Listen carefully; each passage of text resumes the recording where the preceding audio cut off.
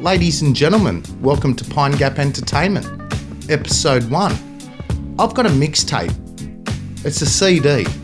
Do you remember as kids when you used to download music off the internet illegally and make illegal mixtapes? My mixtape's called the PDF Files.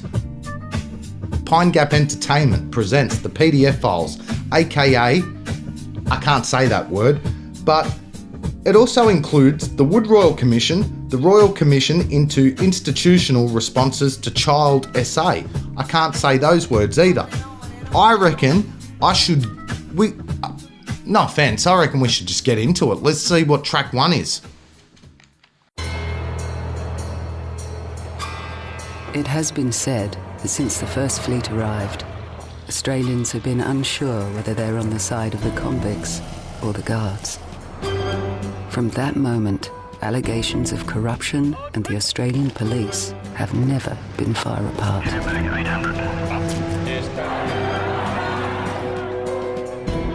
By the 1970s, many began to suspect that the 16,000-member New South Wales police force, the third largest in the world, was rotten with entrenched corruption.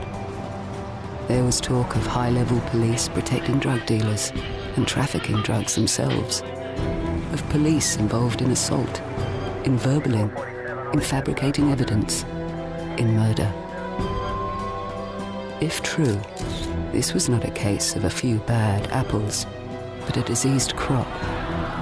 The police were out of control. In 1994, an extraordinary confluence of events allowed a now legendary team of corruption fighters to take them on. To do so, they unleashed an investigative model so extreme, it seemed to challenge the very boundaries of justice itself.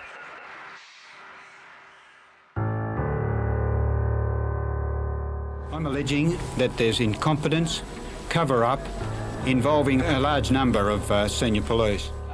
For 20 years, John Hatton, the independent member from the South Coast, had endangered his life collecting evidence about high-level corruption in the New South Wales police force. Corruption, he believed, that went all the way to the top. It does appear as if some departments have worked together to prevent the truth from coming out.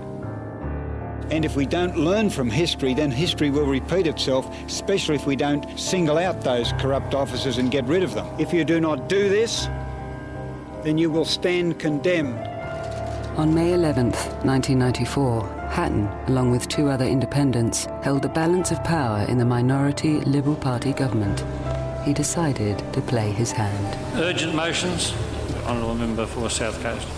Mr Speaker, I move that this House calls upon the Premier, in consultation with the Leader of the Opposition, to establish a Royal Commission staffed by personnel other than serving in former New South Wales Police to inquire into the operations of the police service. Mr Speaker, corruption is entrenched, paranoia personified in the New South Wales Police Service. Order.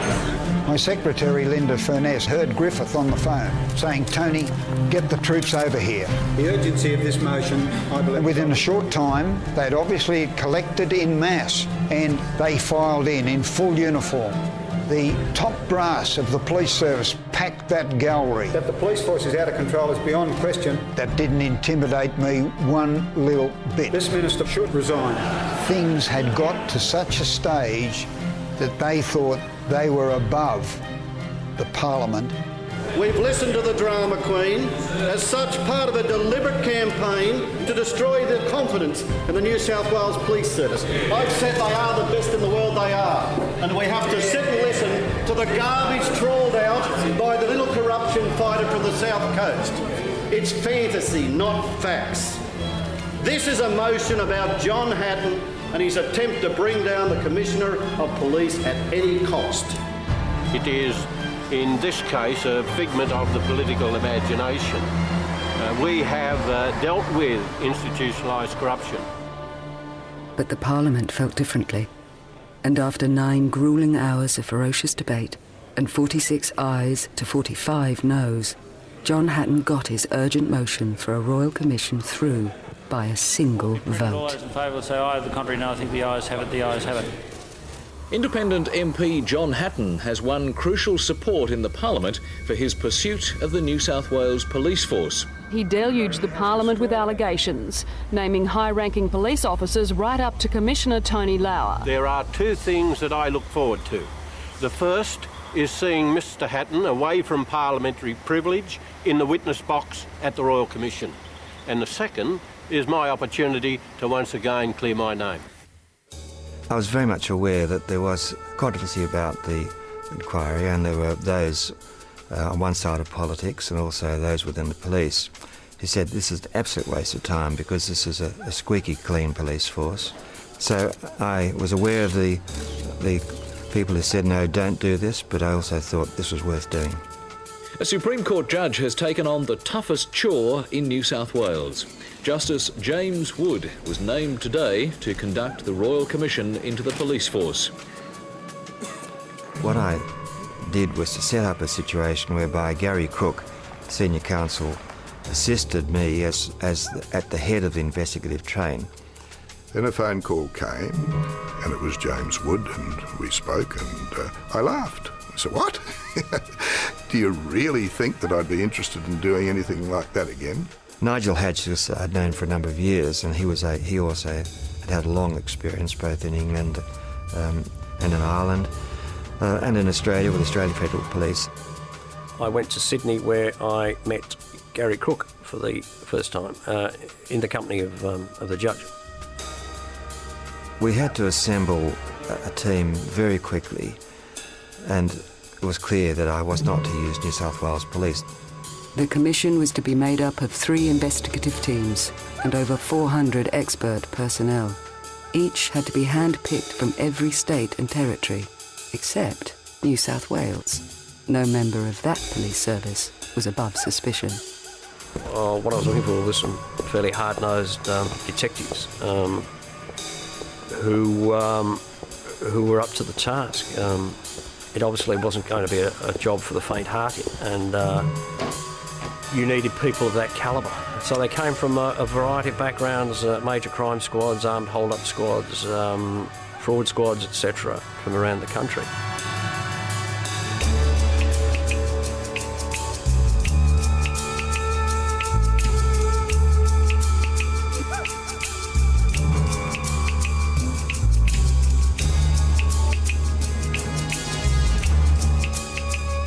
When people come to work in these sort of things, they're just, as it were, swept up onto the juggernaut that is the Royal Commission. It starts to get a momentum of its own, and everybody that's there just has to cling on and do their utmost to keep up with the pace. When I started Enquiry, I really didn't know what we'd find. I just did not know. I had an open mind, and all we could do was go ahead and see what happened. As your Commissioner, I am proud to serve with you.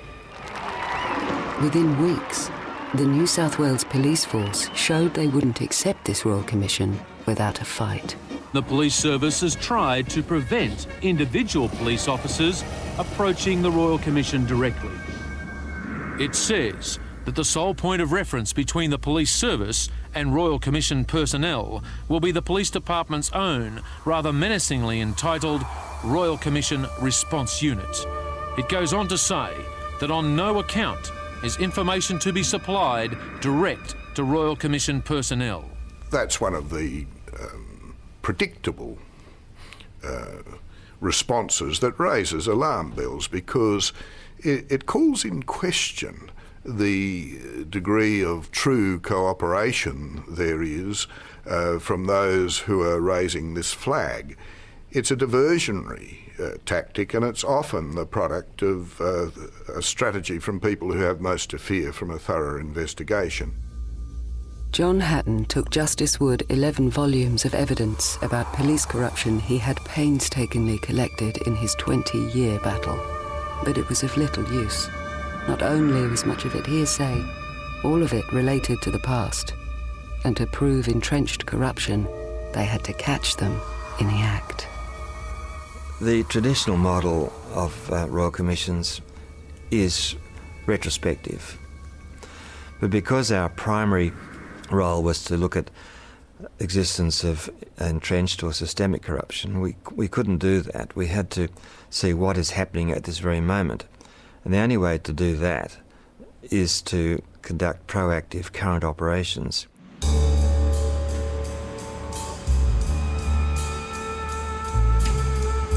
Wood and the team came up with a radical new model. They would conduct hearings and investigations on an inquisitorial basis.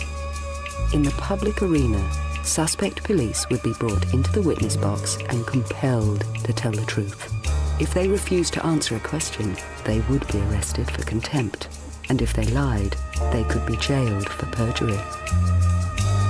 At the same time, and cloaked in the most intense security, the Commission would run an extremely dangerous covert investigation that, if successful, would expose what darkness lay beneath. With the inquisitorial situation, we were in control and we could investigate as we wished. The adversarial approach is really only appropriate for a court hearing, a trial, where you have two sides opposed, but it is by no means an attempt to find the truth of a matter. It was truly a procedure that was vastly different from anything to do with criminal proceedings, and in fact it was inquisitorial. There were no parties to it. It was an inquiry in the true sense of the word. Now, people can say it was like the Spanish Inquisition, it was aggressive, it was whatever. But if you look at it, it was tempered by this overarching necessity of fairness. The challenge in investigating endemic or systemic corruption is really to know where to begin. The obvious reason for choosing King's Cross was that notoriously, or historically, it has been associated with vice, and it's always been a place that the criminal milieu seemed to want to congregate. It seemed to our team that the best way to proceed would be to examine the lives of a handful of police officers and determine whether or not any one of them would be susceptible to an approach by us to at least come and tell us the inside story.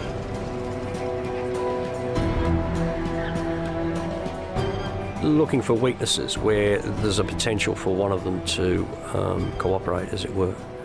And it's having to analyse that group and trying to find the weakest link. We couldn't run the risk of going to too many people and requesting assistance, because the word would get out that we were doing that. And if word got out that a number of people had refused to assist us, then we would reinforce the wall of silence, which is something we wanted to avoid. This cocaine drug trafficker in King's Cross, he'd identified Trevor Haken as being a person to whom he had paid bribes and with whom he had a corrupt relationship. I thought that of all the people whose profiles I examined, Trevor would be the one person who would take the opportunity to wipe the slate clean. Trevor had been a cop for 26 years. He was a reformed alcoholic in a volatile marriage with 4 kids. But he was known to be clever, quick, and courageous.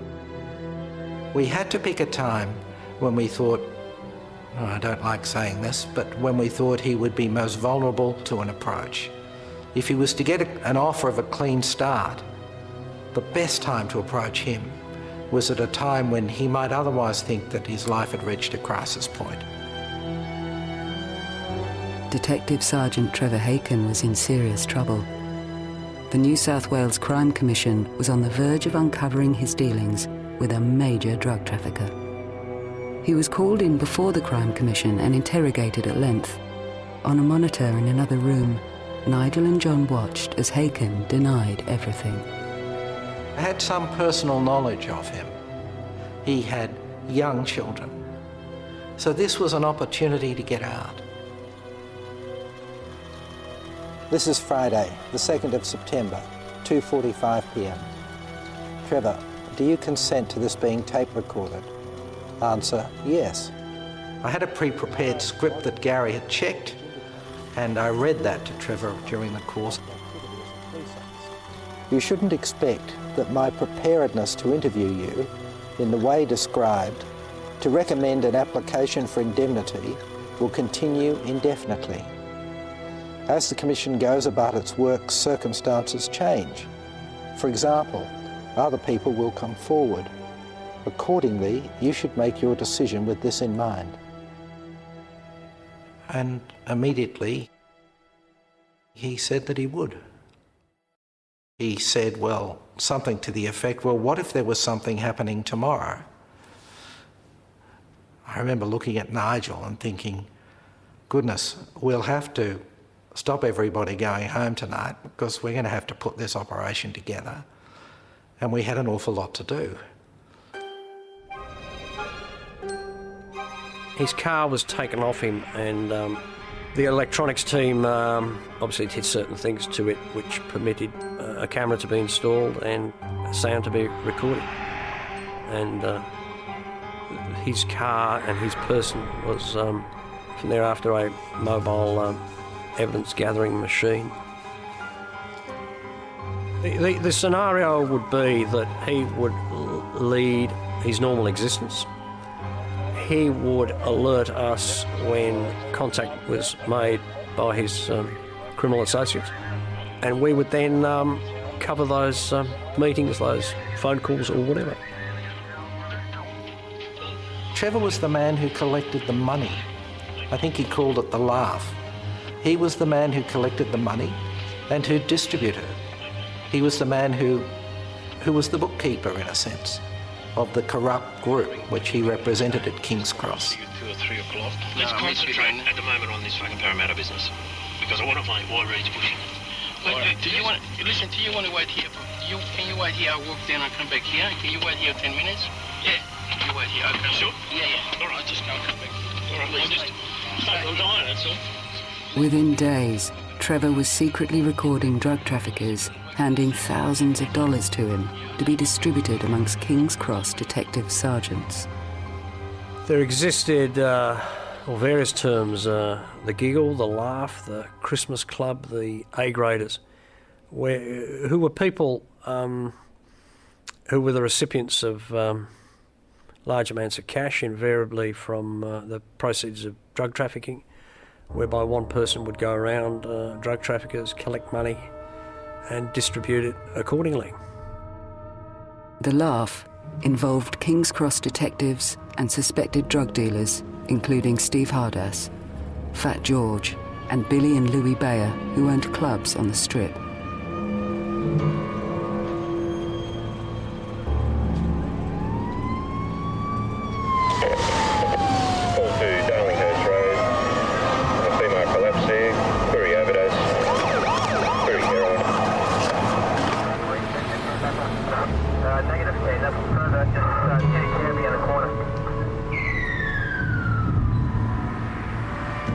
What was revealed, not just through the work of the Commission, but indeed the knowledge of the police service itself, it would be nothing for senior police to be driven to work, do a few hours work, perhaps do a little bit of banking, then go to the pub, consume enormous amounts of alcohol, be driven home in a police car, and then the cycle repeated on a daily basis.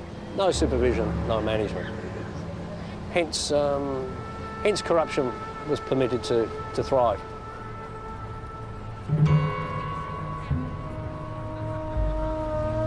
King's Cross was renowned for vice of all kinds, and of course drugs. What no one realised, the sinister thing that lurked beneath. Prostitution where torture was involved, people in almost like a slave-like condition, shooting galleries of heroin being purchased on the premises where they could shoot up, blood on the beds and bed linen. Murder investigations, etc., were being thwarted because of bribes taken by officers.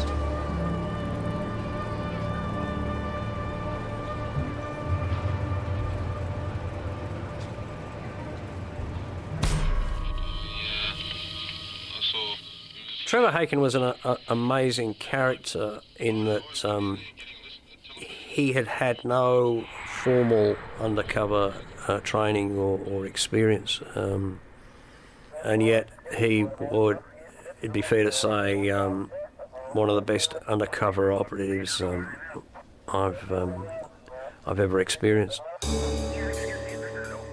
It was just business as usual in relation to the deep corrupt activity in which he was involved, but also the fact that what he was doing was deadly dangerous. Deadly, I mean, dangerous.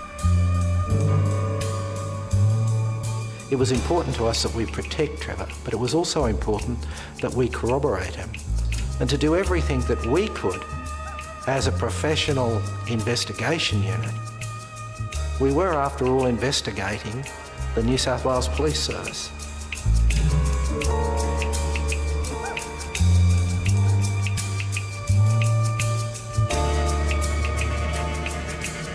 Once he had agreed to assist the Royal Commission, it was a matter of debriefing him about all of his criminal activities, and that went back to 1969 when he joined the New South Wales Police. We never had any idea of how savage or how entrenched the corruption that had gone on. What Trevor revealed went far beyond King's Cross. He outlined a virulent pattern of decades-old corruption in police commands and task forces that extended throughout Australia. He was a hydra in the sense that he pointed us in many directions of where illegal activity was taking place in the police service.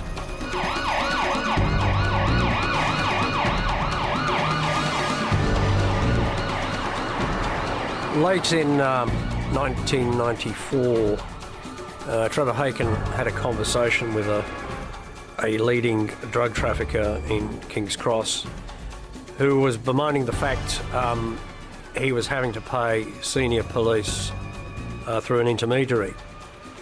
So Trevor Haken's job was to approach acting chief superintendent in charge of a drug task force. What the superintendent did not know, of course, was that Trevor Haken was wearing a microphone. So by early 1995, we were gathering evidence against extremely senior officers of the force, up to Assistant Commissioner and Chief Superintendent. It was disturbing. Illegal activities were existing at extremely senior ranks. Towards the end of the year, we had to go public. We had to start demonstrating our presence. But the new challenges that arose concerned how could we keep using Trevor, keep recording and remain covert. The Commission today proudly unveiled its public arena, its hearing room. Today is an historic day for the people of New South Wales. As long ago as the days of the Rum Corps, there have been complaints about the honesty and integrity of the state's police officers. This morning, Commissioner Mr Justice James Wood convened the inquiry. Senior counsel assisting Gary Crook QC urging anyone with information from within or outside the police service to come forward. The message of this commission is a Merry Christmas to all honest police. Any others can make their own arrangements. It is hard to balance what is covert and what is overt. One has to be very careful not to compromise what is an ongoing covert operation by some reference or action in public hearings. So the public hearings, in a way, were a distraction from what was going on behind the scenes.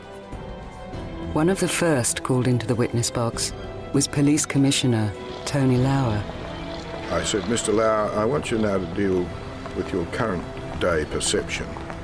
Where are we today in relation to any corruption problem in the New South Wales Police Service? And Mr. Lauer replied, today's police service, institutionalised corruption does not exist. So to the agenda. The attitude of the Police Commissioner was that the Royal Commission was a needless waste of money and a diversion of the police from their necessary day-to-day activities. Lauer made his point by showing charts of police commands, proven to be clean. One of them that came out completely green as being completely above reproach and an example of excellence was the patrol at King's Cross. The hearings at the end of that first year also gave us an opportunity to test what we came to refer to as the wall of silence. And one example of that was Neville Scullion. Question: have you ever been offered any money at all during your years at King's Cross? Answer: no, I haven't. Never? Ever? Answer: never. Question: nobody has ever offered to bribe you to turn a blind eye to anything at all? Answer: that's correct. Jesus Christ. Okay, put my hands up or what? Bill Bayer was another one of those at King's Cross who ran an establishment as a legitimate basis for marketing his drugs. He was one of the persons who was paying money regularly to Trevor Haken, and he was one person who we believed could tell us something about corruption at King's Cross. And we wanted to give him an opportunity to do that before the year was over, that is, before the first year of the Royal Commission, 1994, was over. And so he was called to the stand and was asked directly by me, Mr. Bayer, have you paid any money, either directly or indirectly, to police? Answer: no. Are you quite sure about that? He said, yes. Have the police ever asked you for money? He said, no. Never? Ever? Answer: no. In effect, there was a demonstration of a bond between police and drug dealers, that they were prepared to lie to protect each other. So there was a degree of confidence out there that they could beat people such as us, and we had to prove to them that they couldn't do that. If he hadn't fronted the Commission today, Detective Inspector Fowler would have been arrested. Yesterday, Commissioner Wood found the detective's excuse that he'd injured himself when he slipped on a milkshake to be lacking. In considerable pain, the policeman, known to his colleagues as Chook Fowler, took the witness stand. Under scrutiny, his time in charge of detectives at King's Cross. Have you ever received money as a bribe as a police officer, Mr. Fowler? Answer: no. Question: never. Answer: never. His attack on the Royal Commission and on Gary Crook was vitriolic. I'm disgusted we have sunk this low. For 32 years, I've tried to uphold the law. And we've gone back to the French Revolution, like you know. Where's justice? Realistically, it's gone back to the Inquisition, hasn't it? I asked him, what do you think of corrupt police, Mr. Fowler? How do they fit into your perception? Answer: I don't know any corrupt police. While we were actually running hearings, we were still carrying out operations.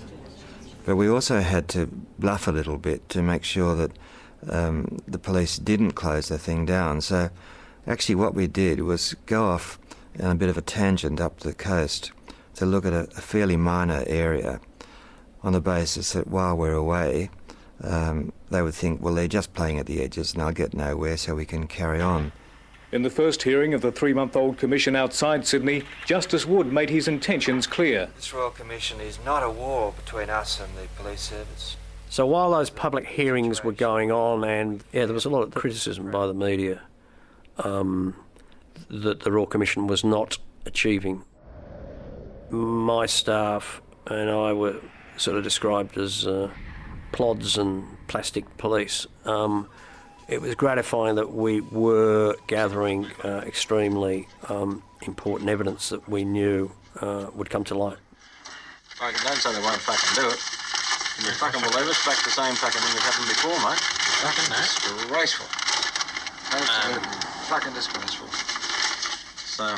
Some of the people that Trevor had associated with and who we suspected of being corrupt and who we suspected would feel threatened should it become known had reputations for being very hard men indeed. Another thing that I don't think is appreciated about Trevor Haken and his decision to assist the Royal Commission is that he was not made an offer of anything tangible. He was taking a very big risk.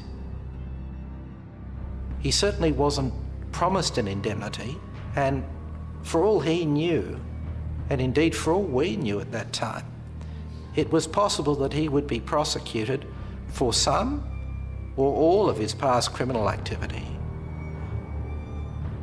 Knowing Trevor as I came to know him, and I think as I came to understand the way his mind works, I think, to me, that shows how much he wanted the salvation. Mate, they don't bug cars. They're not going to see the tickets. I said, well, no, for following you didn't pick them up. He said, but I'll take your truck if you want it. He said, no, but he said, look, we're listing they don't bug cars. Nobody can say. Why? Yeah. They don't bug cars. They don't bug cars. They only follow cars, right? We were becoming increasingly aware of how jumpy some of the corrupt police were getting from our general surveillance. There was an air of paranoia throughout. Rumours circulated in police circles and criminal circles that there was, I think it was described as a pig. He was patted down on a number of occasions as to, at meetings by other individuals who had concerns that he was assisting the Commission and they were looking for a microphone. So that's out the window? That's out the fucking window, mate. Like, he hasn't contacted me. I'm not going to go fucking near him. Like, can you believe it? Oh, fuck. I'm scared I'm thinking the world's falling apart. I don't know. Well, I don't want to go there, but I think you take anything. The danger was so extreme that his life was at risk. Not only was he dealing with corrupt police officers who, as an everyday situation, are armed, he's also dealing with criminals who are dealing in drugs and to whom it wouldn't necessarily be the first time that somebody has been disposed of. I'll have to fucking chase him next week just to find out what he's fucking... It's getting a bit fucking much now. Mate, fucking really. I'm more concerned realistically what he's fucking done. Well, he wouldn't roll. No. Hey, don't. Well, why hasn't he contacted us? Well, I don't know. Shit. From time to time in that 9 months, there would be periods when things went extremely quiet, which made us very paranoid that perhaps he had been exposed.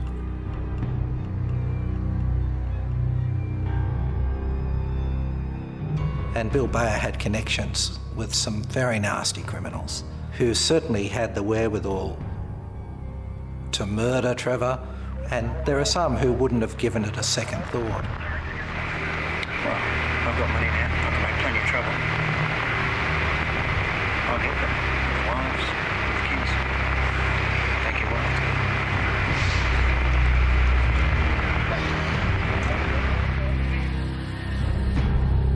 So a balance had to be struck as to what could be done, because Haken couldn't go on being covert forever.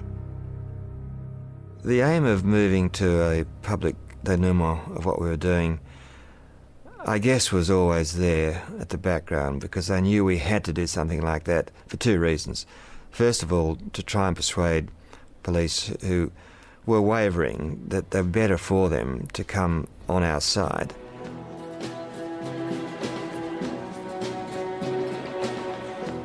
The King's Cross segment of the Wood Royal Commission commenced on the 26th of April 1995. Drug dealers, club owners and standover men were interrogated about police corruption. Each of the King's Cross detectives were recalled and accusations of extreme corruption were put to them. Once again, the wall of silence prevailed, but the noose was beginning to tighten. To those police who are corrupt and know they are corrupt, if you are called as a witness and you lie or you try to cover up for others, then the consequences for you are likely to be particularly serious. Those who lie to commissions of inquiry such as this must expect significant periods in jail. June the 5th was an enormous day. It was a pivotal point for the Commission. It was tense, as I remember it. Just so we can establish a benchmark, Mr. Fowler, it has been your position, hasn't it, that you've never been in receipt of corrupt monies? That's correct. Corruption and you are strangers, in answer. That's correct. I'm now going to show you, Mr. Fowler, a video which is an excerpt of some of the Commission's holdings. When you look at it, there's no doubt going to be a lot of things going through your mind. It was a time that I will never forget, sitting at the bar table alongside Gary Crook as he called for that piece of film to be rolled, having given Fowler yet another opportunity to admit to any corrupt behaviour, having been confronted with denials yet again. The response from Fowler was truly remarkable, almost as remarkable as the film itself.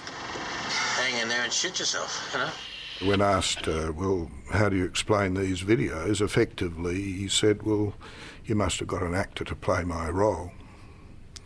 I don't think you'd see too many knees like that around the acting profession. After the video was played to the court, Mr. Fowler was asked again if he was not involved in corruption. Man, thank you. I'll just go to the screen. Yeah. He answered, that's right. Counsel assisting then asked, why can't you be man enough to admit your involvement? As far as I understand it, anyway. You're happy with that? Yeah.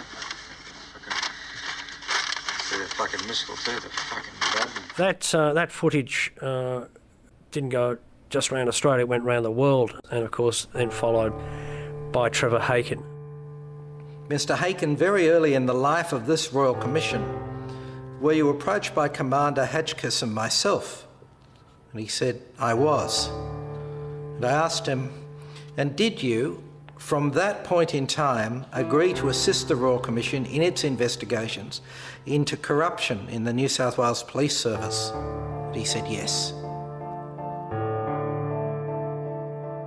As he gave evidence, his wife and family were in fact being flown out of Australia, and their house was being emptied. And there started a witness protection program both for him and his family.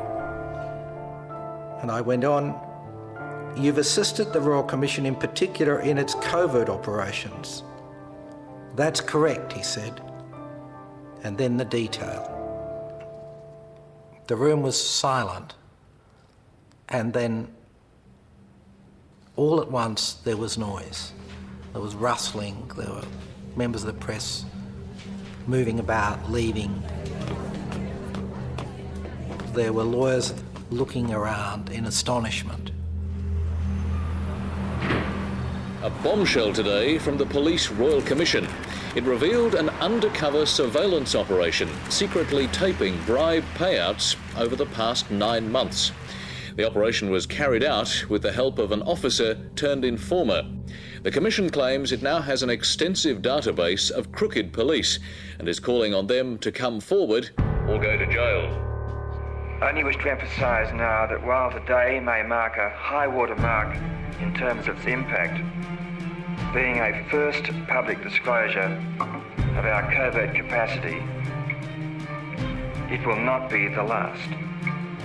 The wall of silence has been publicly breached today, and it remains to be seen what its long-term effects will be.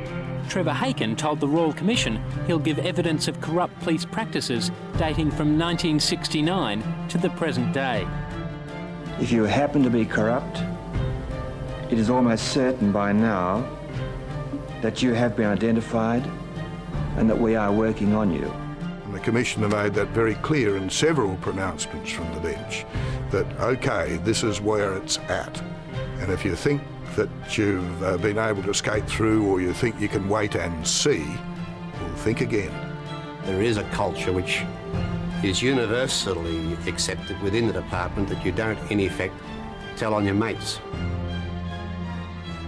There was little else in the media for days. Everyone was shocked. Confronted with their lies, many police have rolled over. Duncan de Mol, John Swan, Neville Scullion, Steve Pentland and Kim Tomson. And more are expected. There's been a huge build-up to this, and the media were out in force as Haken started a marathon session in which he'll name 200 people, police and others, he says he's directly encountered in corrupt activities. Over about 6 months to June this year, Haken gathered audio and videotaped evidence at 80 meetings and distributed $30,000 in bribes to his police colleagues. Now the corrupt policeman turned informant will remain in hiding with his family. Remarked Royal Commissioner Wood, what happens after here will involve a total change in your life. That's a very difficult question as to whether or not he, quote, redeemed himself.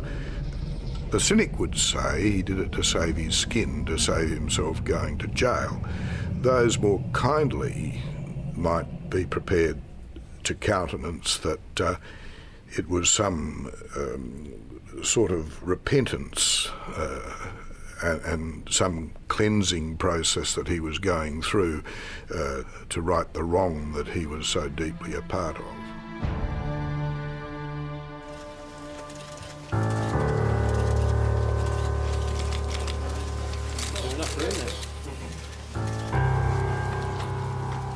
Well, thank you for the turnout.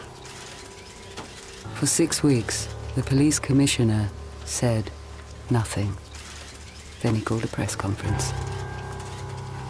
Let us have no doubt that the corruption so far discovered is not systemic. Give us your new definition. Systemic clearly means, if we take its ordinary definition in the dictionary, affecting the entire organism.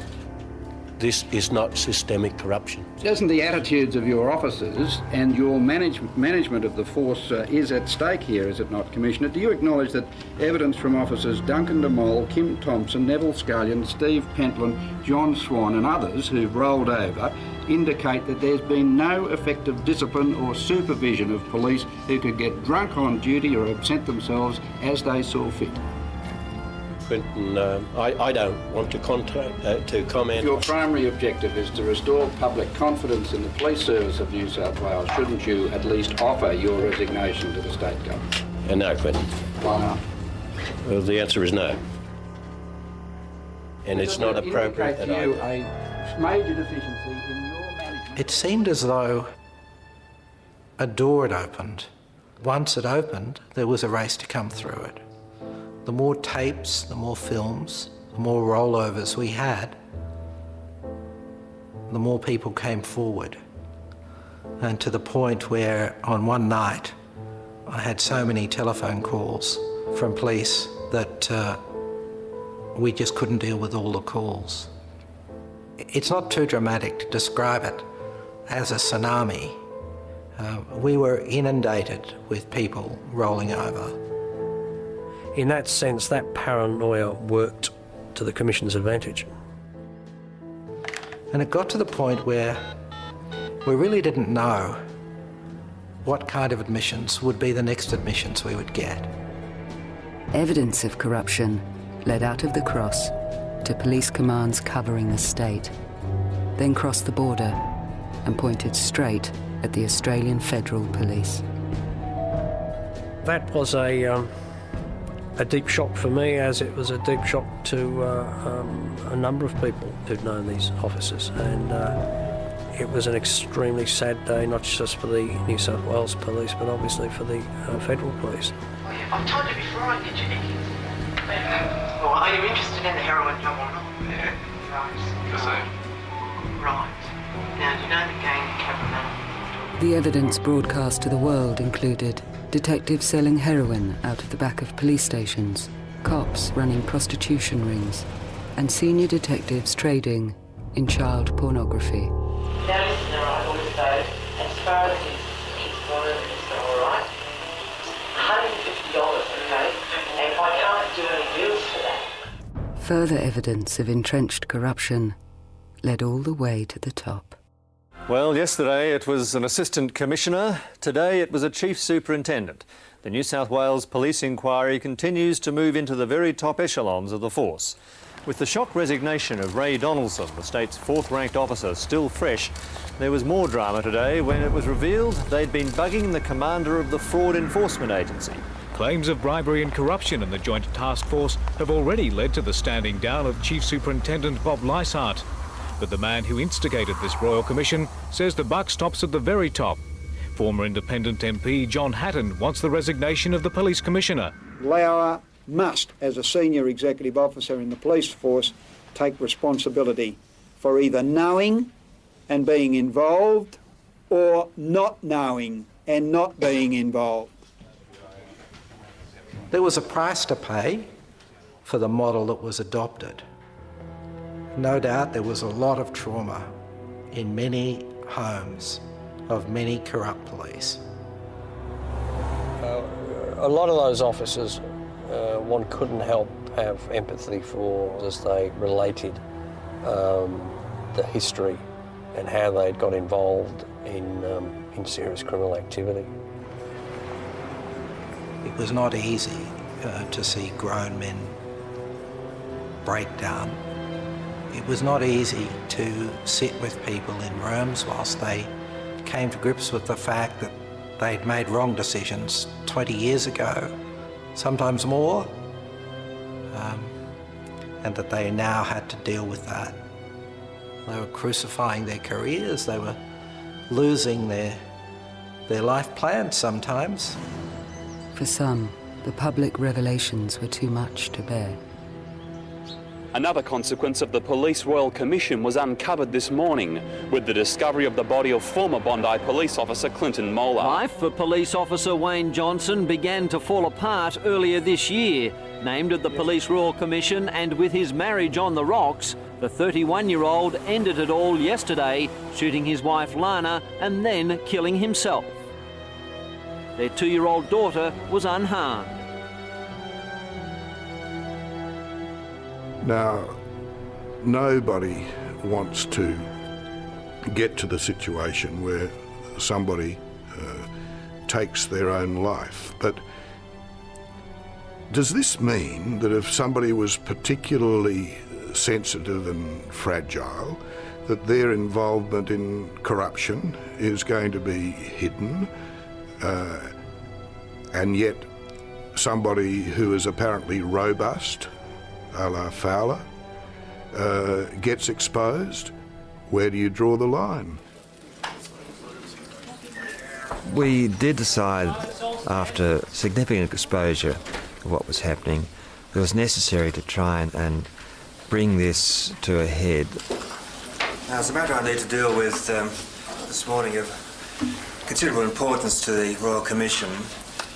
Yesterday, the government approved the proposal for an amnesty which was advanced by this Royal Commission some weeks ago.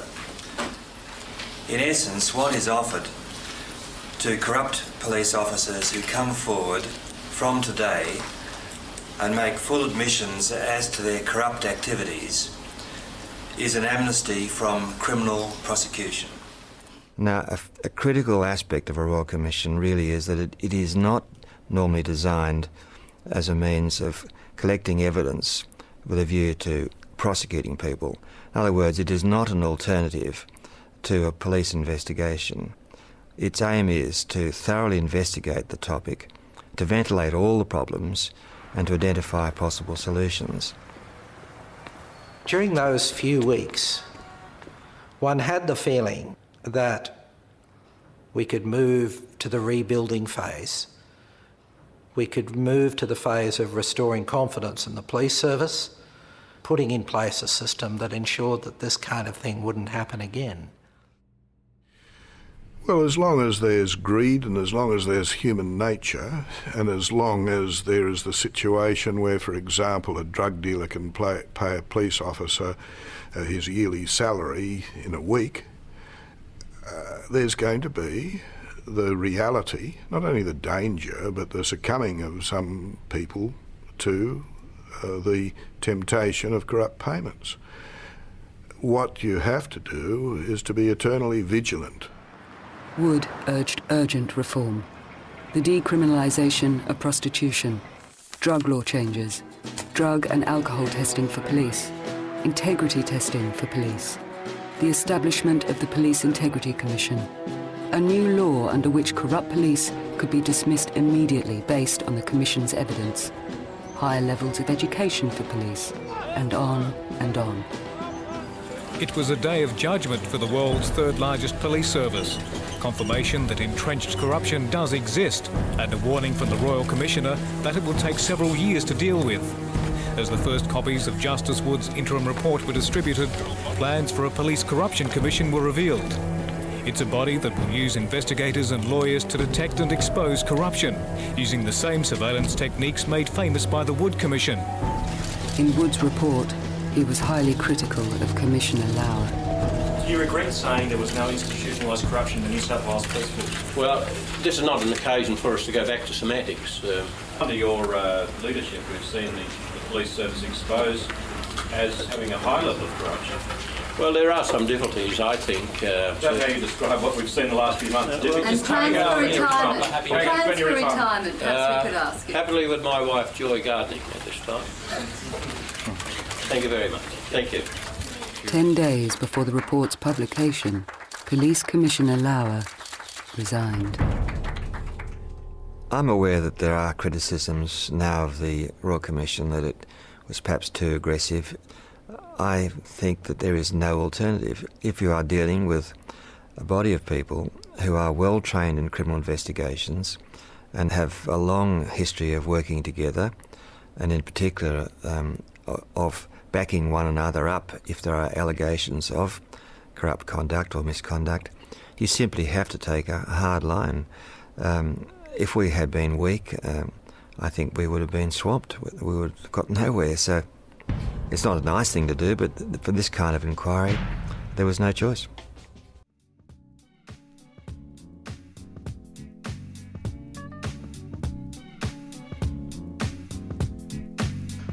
What a beautiful, beautiful track one. Stay tuned, and I reckon you should follow me. I mean, my dad worked at Pine Gap. He was a Freemason, high ranking. My dad was a special warfare operator at Pine Gap, remote attacks if you know what I mean. And my dad was a drill sergeant at Kapooka, New South Wales, Australia, training the troops, drill sergeant and artillery sergeant, teaching the boys how to load, and I wonder what he taught me. Oh, not to mention he was a special constable with the New South Wales New South Wales Police Force. And my relative Greg Peters, well, he was a police officer for 45 years and he retired as a superintendent. He looked after several area commands across New South Wales. And I guarantee you, they are definitely a good police force. Anyway, stay tuned for track 2. This is going to be the mixtape you're going to want to watch and listen to. Until next time, guys, track 2's coming.